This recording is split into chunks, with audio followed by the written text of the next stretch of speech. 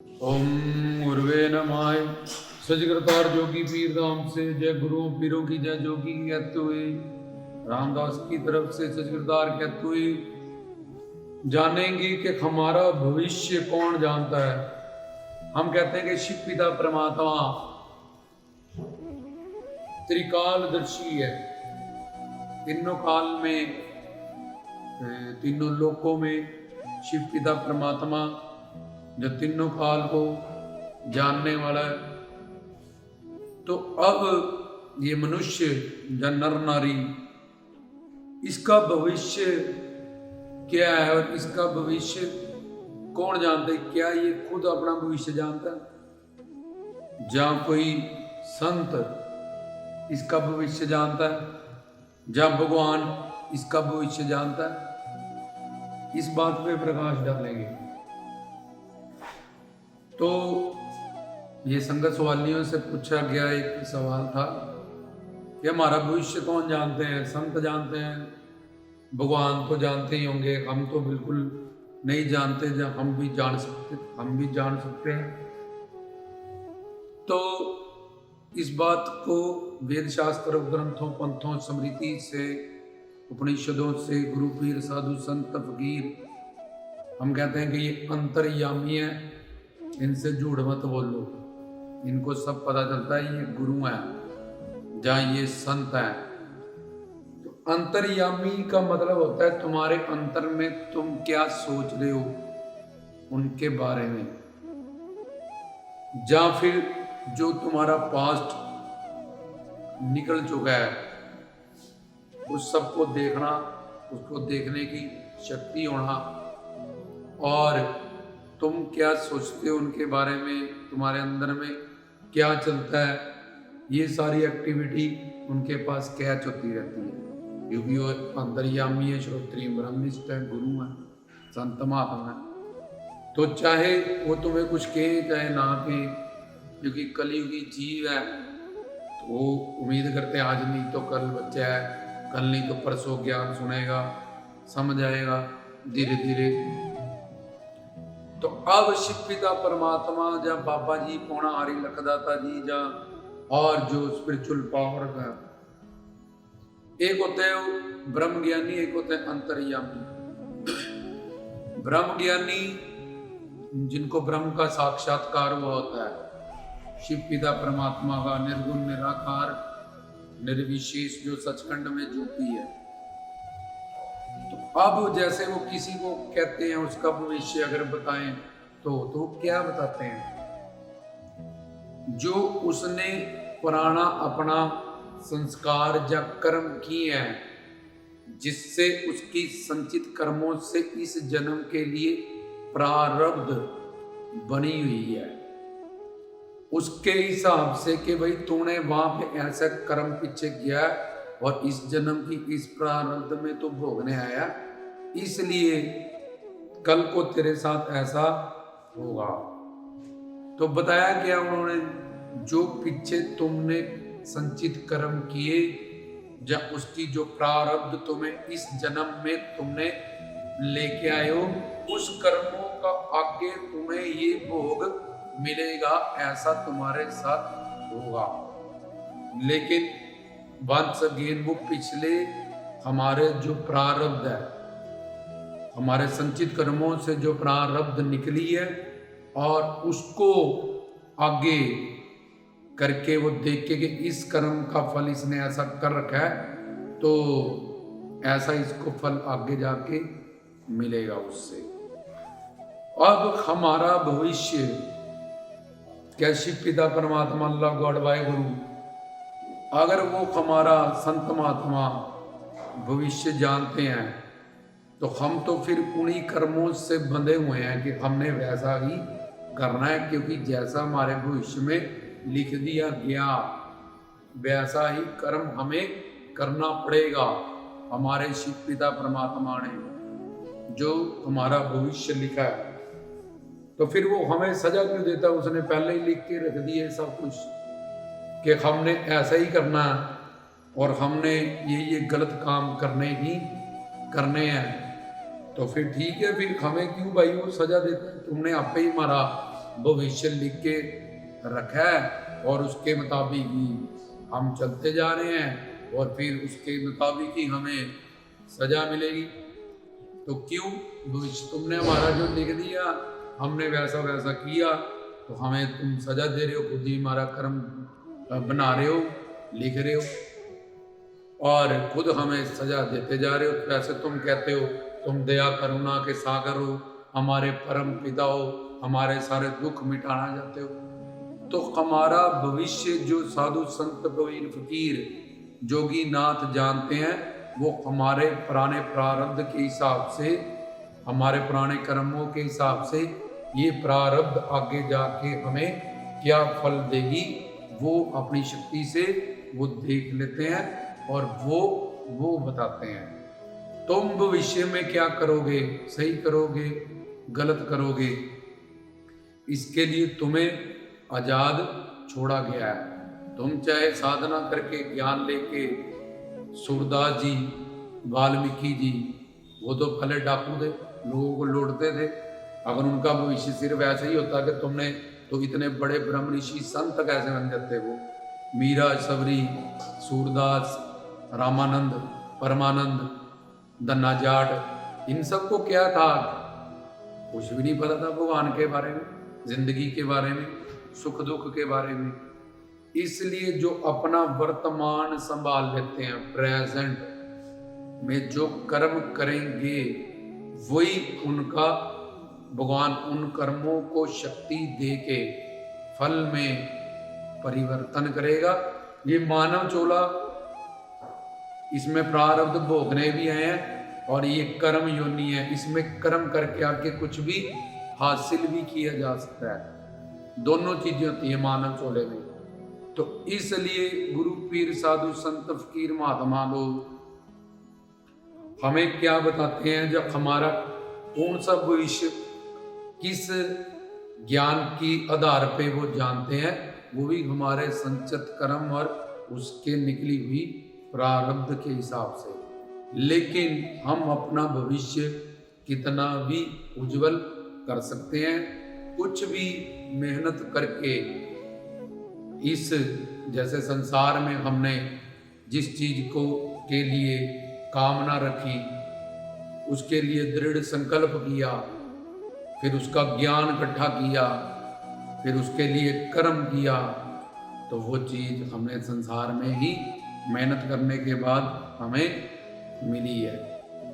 तो इसी तरह से अगर हरि गुरु भगवान की दुनिया में या किसी भी फील्ड में अगर वो मेहनत करे, उसके लिए दृढ़ संकल्प ले और उसके लिए कर्म करे, तो वो उस चीज को पा सकता है। ऐसे ही हमारा भविष्य है जो, वो हमारा आज का प्रेजेंट है, जो कल जाके हमारा भविष्य बन जाएगा। इसलिए हमें भविष्य में जो चाहिए, उसके लिए हमें वर्तमान में ऐसे बीज डालने पड़ेंगे। क्योंकि आज जो हम जहाँ पे खड़े हैं, हमारी किस्मत है, वो पीछे हमने जो बीज डाले थे उनका फल है आज हमारी जिंदगी। और हम किस वक्त क्या कर्म करेंगे, इसलिए भगवान ने हमें आजाद छोड़ा हुआ है। अगर भगवान ने पहले ही लिख के रख दिया हो या संतों ने, तो फिर तो आधे धर्मी आधे अधर्मी क्यों, फिर सब अच्छे ही लिख लेते भगवान के सब भक्ति करें A to Z सारे और मेरे लोक में आ जाए सारे। और लिखने की भी क्या जरूरत है, उसमें तो सत्य संकल्पा शक्ति है, वो वहीं बैठे संकल्प करेंगे सारे जो मेरे जीव है 84 लाख योनियों से मुक्त हो जाएं। इसलिए जैसे हम गुरु के पास जाते हैं, हमें ज्ञान देते हैं, एक एक चीज हमें समझा देते हैं, लेकिन साधना हमें ही करनी है, उसका मनन हमें ही करनी है। ऐसे ही आज का हमारा वर्तमान में हम कर्म करने के लिए हमारा ईश्वर स्वतंत्र है, उसने हमें स्वतंत्र छोड़ा है। तो हम अपना भविष्य आज से ही जो हमें चाहिए, जो हमारी कामना है, उसके लिए दृढ़ संकल्प करके और वैसा कर्म करके उस चीज को प्राप्त कर सकते हैं। तो मेहनत जो कर्म कर दिया उसने, वो कभी नष्ट नहीं होगी। हर कर्म का फल उसको मिलता है। एक्शन के साथ तुम दीवार पे बॉल मारोगे, तुम्हें रिएक्शन मिलेगा, बॉल वापस आएगी। ऐसे ही जो तुम कर्म कर रहे हो वर्तमान में, यही तुम्हारा भविष्य है। और गुरु पीर साधु संत की अंतर्यामी तुम्हारे अंतर की हर बात को वो नोट कर लेते हैं, जो तुम उनके बारे में सोचते हो।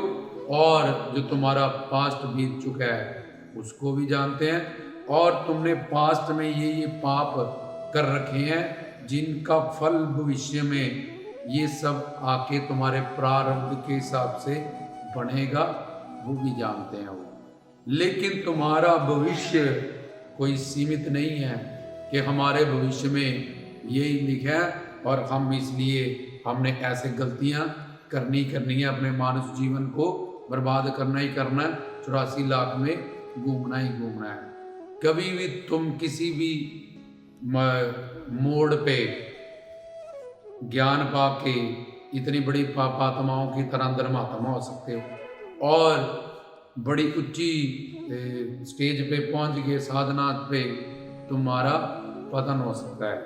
तो ये सारा डिपेंड करता है तुम कैसा ज्ञान सुनते हो, तुम्हें कैसा गुरु मिला है, तुम्हें कैसे प्रवचन मिलते हैं, तुम्हें कैसा कि तुम भविष्य हमारी किस्मत ही खराब है, हमारा तो ऐसा ही नहीं है। ये सब बातें भगवान की दुनिया से जब वेदों शास्त्रों ग्रंथों पंथों से प्रमाणित नहीं है, अपनी मन बुद्धि की गढ़ी हुई है।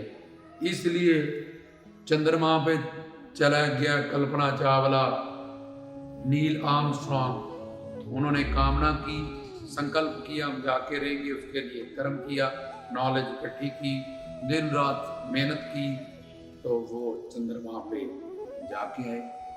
तो ऐसे तो भगवान सबके लिए तो सारे ही चले जाएंगे चंद्रमा पे, फिर तो कुछ करने की जो ऑटोमेटिकली जो लिख दिया।